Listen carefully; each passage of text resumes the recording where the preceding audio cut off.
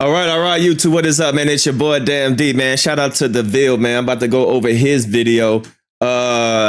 He said how Drake ruined Akademiks' credibility. Now, I've already said before that Drake don't mess with, well, everybody said, but I've definitely been pointing it out a long time ago.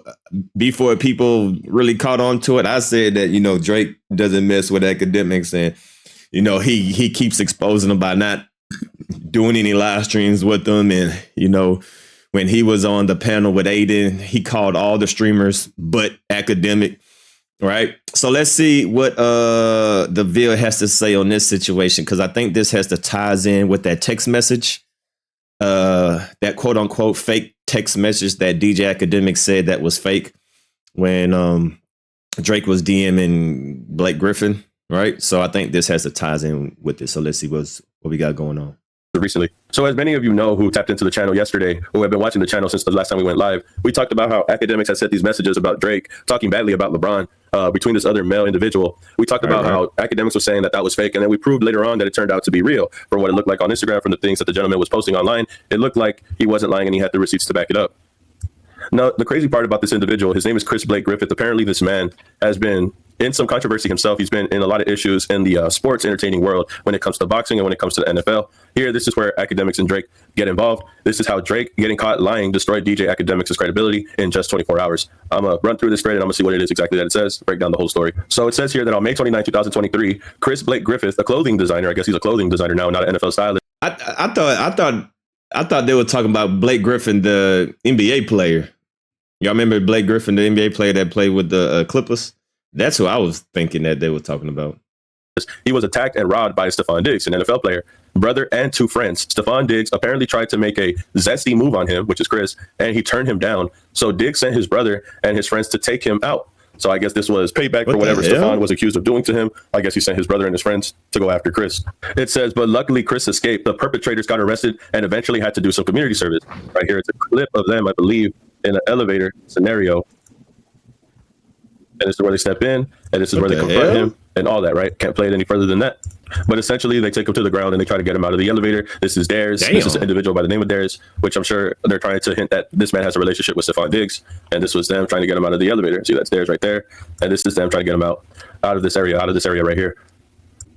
So this is the scenario essentially that the man was talking about with Drake in the text messages.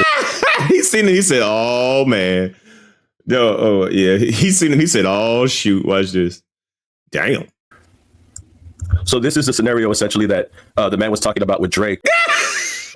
He just froze and he stood. He's like, "Oh shit, let me go ahead and moonwalk. Let me Billie Jean moonwalk back in the elevator." In the text messages, I guess this was the scenario. This is the elevator from another angle. This is him outside of it. This is the whole thing that the man was trying to explain to Drake with that incident that happened. This is the angle where you see all the men go inside the elevator and try to question him. This is when they do all of that. So this is basically some more proof of what was happening that built up to that point where he messages Drake. So we know that this man is close to Drake because he designed clothes for OVO. He also gave him these shorts. This is something that we confirmed. This is something that he posted as receipts that he knows Drake personally on a personal basis. So this is him with Drake with the shorts with a better picture of them all together with the memorabilia here. So we can confirm that this man was cool with Drake. He knew Drake. And that Drake was lying again, was not telling the truth. Dang.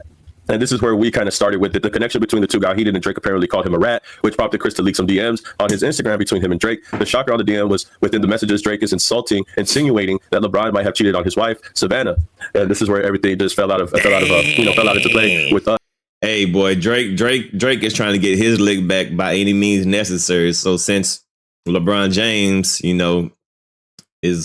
but I mean, bruh, LeBron James can listen to any artist he wants to. Like Drake is such an emotional baby mama that he act like he has LeBron James under a contract or something. Bro, chill out, man. It's just a song. Like, I get it. It's calling you a pedophile and stuff, but bro, chill out, man.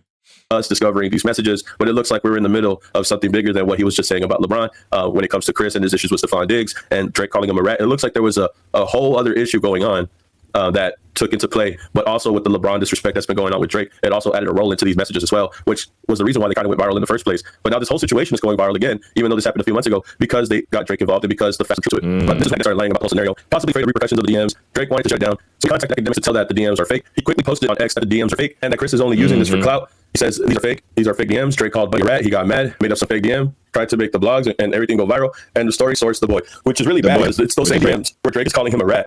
You're calling those DMs fake, but you're confirming those DMs are real when Drake calls him a rat. It doesn't exactly, because in the DM, Drake is calling him a rat. So if you're saying if the DMs is fake, then that means you're saying that Drake is not calling him a rat. Because in the DM it says that he's a rat. They so are you're real, contradicting yourself by saying this is Drake called him a rat, Akademiks, but everything to else spin a is different fake. narrative. So this is literally Akademiks.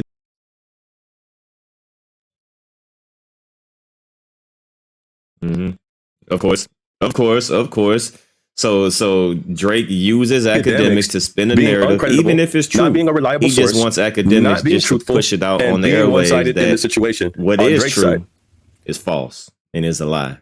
Drake is using the media, and this is Akademiks, right? He is the media. He's the #1 hip hop media outlet. He's using him to his benefit, so that way he could try to change the narrative online that none of this is real, when in fact it is real because there's so many receipts to prove the boy wrong, to prove Drake wrong, and to prove that Akademiks is lying for Drake. This is why people don't believe Akademiks at all. This is why people think that he's not credible anymore, because anything that Drake says, he's going to think it's true. When you're somebody that's been doing this shit as long as Akademiks, bro, you have to do your due diligence to confirm whatever Drake is telling you is true or not. You can't just take it by word of mouth. Just because Drake says that it's true doesn't mean that it is. You have to figure it out for yourself if it's really true or not. Him just messaging Drake and Drake saying that it's not real, and then him posting it immediately after he tells him that it's not, is definitely something a fan would do. It's not somebody who's doing their due diligence, and it's somebody who's losing all credibility.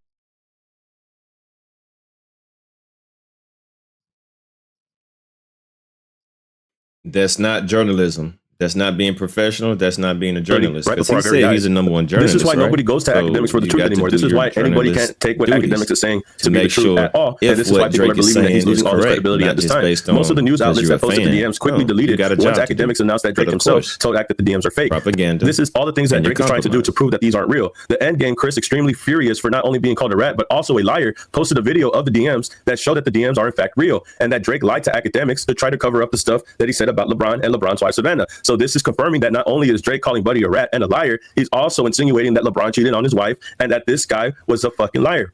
And that this guy was a liar, but he's not a liar, bro. He's telling the truth, and it looks like whatever he got going on with Stefon Diggs or whatever the case might be real also, bro. Allegedly, we'll keep it alleged, but apparently the story was so big months ago, but it didn't really grow legs because people just couldn't believe that Stefon Diggs would do that. Now that this is involved again with Drake and all that, it looks like that story might actually have some truth to it. Allegedly, though, we'll keep it alleged, but I don't know the full story until this point, just because we came into the story when Drake came into the story.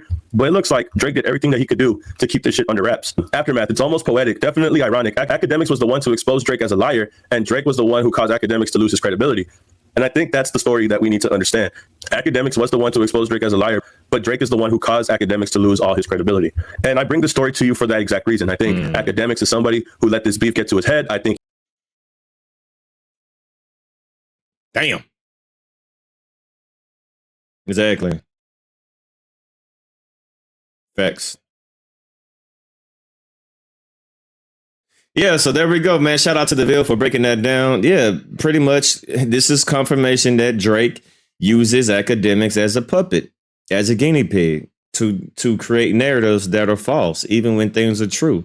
So instead of, Drake just standing on business and, taking accountability of him doing some shady stuff, he uses Akademiks to run on live stream, drink, start coming up with a whole bunch of narratives, whole bunch of propaganda, try to, twist and turn the truth, mix in a little bit of truth with a whole bunch of lies, try to spray perfume on a pile of shit.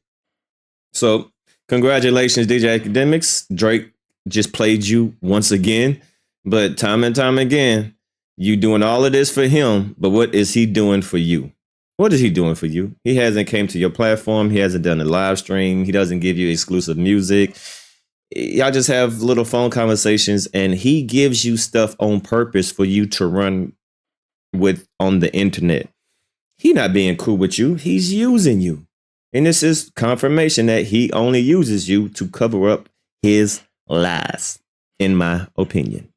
Other than that, man, it's your boy DMD. Shout out to the Ville. Subscribe to the channel if you are new. I'm out.